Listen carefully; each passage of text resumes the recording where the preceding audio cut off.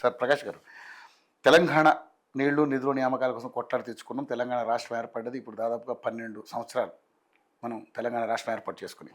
So Congress party అధికారంలో ఉంది, అది ఏ విధంగా పరిపాలన చేస్తుందని మనం చూస్తూ ఉన్నాం.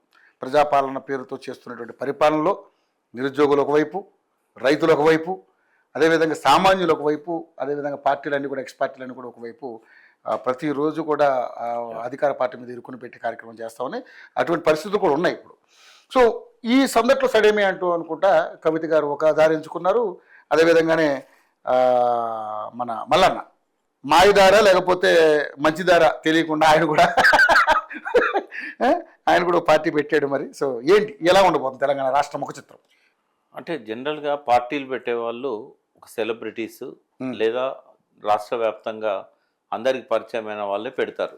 సార్ కొత్త వాళ్ళు పెట్టినా కూడా అది ఇప్పుడు 20 సంవత్సరాల కింద మేము పార్టీ పెట్టాము బీసీ యునైటెడ్ ఫ్రంట్ అని చెప్పి రామకృష్ణ గారు ఇవాళ వీడియో చూశాను నేను. అంటే 20 సంవత్సరాల నుంచి ఆయన ఎవరో నాకు తెలియదు, మంచివాడు, పేరుంది ఆయనకి, బట్ అది కూడా ఇప్పుడు తెలుస్తున్నది. పార్టీ పెట్టంగానే జనంలోకి పోదు.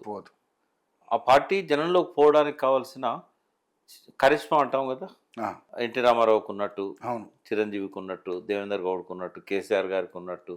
కేసీఆర్ గారికి వ్యక్తిగత కరిష్మా కంటే ఈ నినాదానికి ఎక్కువ ప్రాధాన్యత ఉండే. కరెక్టే సార్. అయితే ఏదో ఒకటి ఇట్లాంటిది ఆసరా కావాలి. రెండవది, నువ్వు ఎంత మంచి, ఇప్పుడు చిరంజీవి ఉన్నాడు, ఆయనకున్న ఫాలోయింగ్ ఎవరికి లేదు. ఇప్పుడు ఆ రోజుల్లో అయితే 4 హీరోలు ఈక్వల్గా చెల్లమనేది, కొద్ది అటు ఇటు, శోభన్ బాబు, కృష్ణ, నాగేశ్వరరావు గారు, ఎన్టీ రామారావు గారు. కానీ తర్వాత కాలంలో చిరంజీవి గారు ఎప్పుడైతే షైన్ అయ్యారో ఒక్కడే. అప్పుడు ఉండేది బాలకృష్ణ గారు ఉండేది, వెంకటేష్ ఉండేది, కానీ చిరంజీవి గారికి వచ్చినంత క్రేజ్ వాళ్ళకి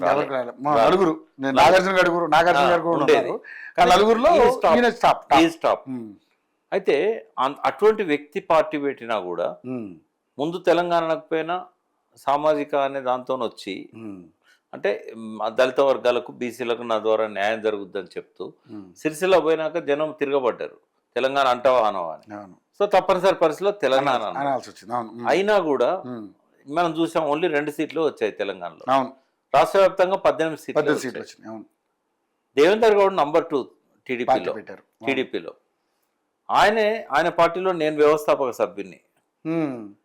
నేను టీఆర్ఎస్కి రిజైన్ చేసి నవ తెలంగాణ పార్టీ, ఎందుకంటే అప్పుడు టీఆర్ఎస్ తరఫున 9 మంది ఓడిపోయారు ఎమ్మెల్యేలు, 2 ఎంపీలు ఓడిపోయారు తెలంగాణ నినాదంతో పోతే. కేసీఆర్ గారు రిజైన్ చేశారు, ప్రజలు తిరస్కరించారు కాబట్టి నా బాధ్యత అని చెప్పి 2-3 రోజులు అయినా కూడా ఆయన మళ్ళీ రిజిగ్నేషన్ వాపసు తీసుకోలేదు. ఆ టైంలో ఏం చేయాలన్నది ఆలోచించి జయశంకర్ గారితో మాట్లాడి, అప్పుడున్న ఆర్ విద్యాసాగర్ రావు ఇంజనీర్తో మాట్లాడి, పాషం యాదగిరిని వెంట పెట్టుకొని నేను దేవేంద్ర గౌడ్ దగ్గర పోయి, సార్ తెలంగాణ మళ్ళొకసారి పడిపోయింది, ఆయనేమో రిజైన్ చేశాడు, దీన్ని లేపాలంటే మీరు మీలాంటి వాళ్ళు వచ్చి ఆయనతో కలిస్తేనే అవుతుంది, కాబట్టి ఒక ఉద్యమ సంస్థ పెట్టుకుందాం, ఎందుకంటే పొలిటికల్ పార్టీ ఆల్రెడీ ఉంది అని చెప్తే మీలాంటి వాళ్ళు ఉంటే నేను ముందుకు వస్తా అన్నాడు. సో అప్పుడు జయశంకర్ గారిని వీళ్ళని కల్పించేసి ఆయన ముందు తీసుకొచ్చాం. ఉద్యమ సంస్థ అన్న 4 రోజుల తర్వాత ఆయనే పొలిటికల్ పార్టీ అన్నాడు. నేను పొలిటికల్ పార్టీ అయితే నిలబడదు, ఆల్రెడీ తెలంగాణకు ఒక పార్టీ ఉండగా మళ్ళీ నువ్వు వస్తే ఎట్లా, ఉద్యమ సంస్థ అంటే మాత్రం నిలబడుతుంది అని నా మాట వినకుండా పెట్టేశాడు ఆయన. పెట్టిన తర్వాత నేను బయటకు వచ్చాను మళ్ళీ. అయితే దేవేందర్ గౌడ్ ఒక మంచి ఇమేజ్ ఉన్న నాయకుడు, డబ్బు ఉన్నది, 2nd పొజిషన్లో టీడీపీలో ఉన్నాడు.